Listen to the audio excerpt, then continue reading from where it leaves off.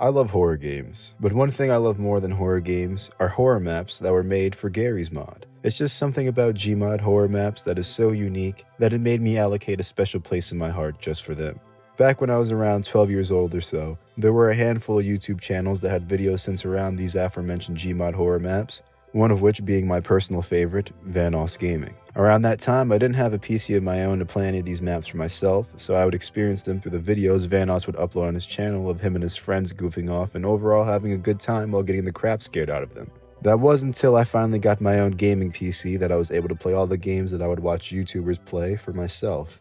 And as you can guess, one of the first things I did was download Gmod, install some horror maps, and convince my buddies to buy the game so they can play it with me. And after hours of speech checks and a gifted Steam game later, I was finally able to live out my dream of playing Gmod with the boys.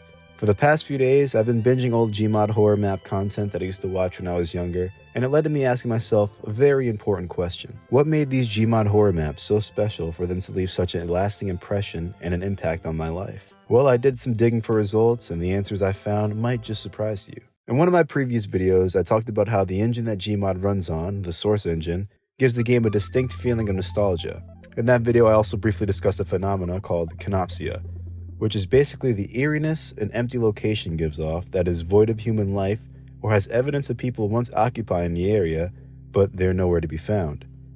Think of places such as the back rooms. Heck, one that's a little bit more realistic and more relatable would be when you would stay after school and there was no one around other than a few teachers and the janitors. Even though you were familiar with your surroundings, the fact that you were somewhere that you familiarized being jam-packed with students but is now occupied by 5 or so people just gave off that eerie feeling of you not belonging there. And when you take a look at any Gmod map, they all have a distinct scary atmosphere within them. It doesn't even have to be a horror map in particular. They all have that feeling that if you play on it long enough, a scary face might just pop out on your screen and jump scare you into oblivion, or it makes you think that maybe you aren't alone, and there's someone else on the map with you lurking in the shadows, stalking as you fool around and make epic forts. And as I mentioned before, pair this up with an actual horror map, and it amplifies this feeling by 100. However, there is more than just Canopsia that makes these horror maps so good. You see, Gmod horror maps have a particular element of surprise that other horror games lack. For example, let's take the popular horror game series Five Nights at Freddy's. At least all of them up until Security Breach. What made those games scary wasn't just the animatronics, but it was also because you knew that at any moment in time, Freddy can just bum rush over to your guard room when you're not watching him like a hawk on the security cameras and scare the hell out of you. It was the fact that you knew at any time a jump scare can and will eventually happen. Even though you couldn't pinpoint exactly when, you still knew it was coming. But there was a gigantic downside to that. After a while playing the games, it got so boring and predictable, and that's not just my opinion. Even Markiplier got so used to the game and its tropes that he eventually got more frustrated with losing rather than being scared. But with Gmod horror maps, that aspect doesn't apply. And that's simply because Gmod isn't just a horror game, or rather a horror game at all. As we all know, Gmod is a creative sandbox that allows for a vast variety of different types of gameplay styles. Because of this, Gmod horror maps have a particular element of surprise when it comes to its horror genre that actual horror games will never be able to replicate. Allow me to further explain what I mean. If you ever played or watched Gmod horror maps, you notice that the way the map authors go about scaring the players is not the same as the average horror game. Yes, there is creepy music and ambience to give off spooky atmosphere, as well as jump scares of enemies and scary images and whatnot. But what sets it apart from other horror games is how they're utilized and when. I'll continue to use Five Nights at Freddy's as an example. Like I mentioned before, after continuous playthroughs, you can somewhat pinpoint as to when the games are about to scare you.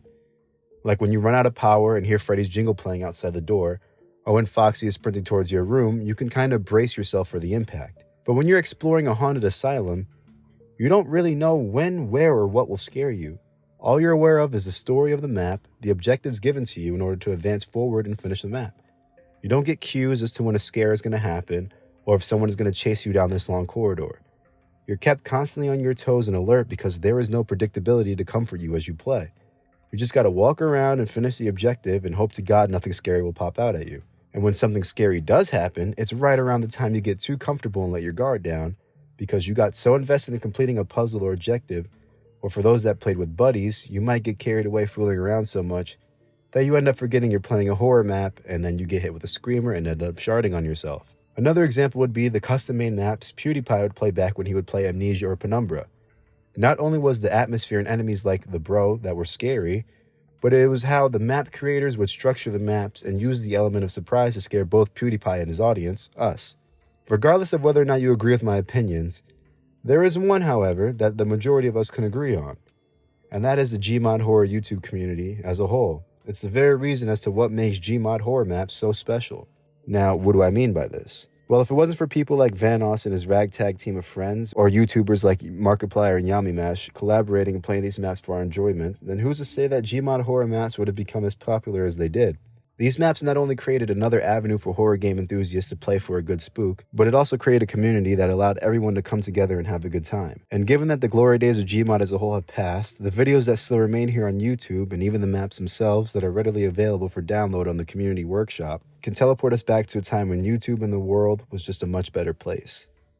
That is the true art of Gmod horror maps, and what makes them so special. How's it going, everyone? It's your man Lost Disciple, the voice box of the underground of YouTube. And I hope you enjoyed today's video. If you're itching for more content, you could check out my video on the nostalgia of source games by clicking on the end card here, or by clicking the link in the description or the box on the top right of your screen. Don't forget to slather that like button with love, and I'll see you in the next video. Peace out.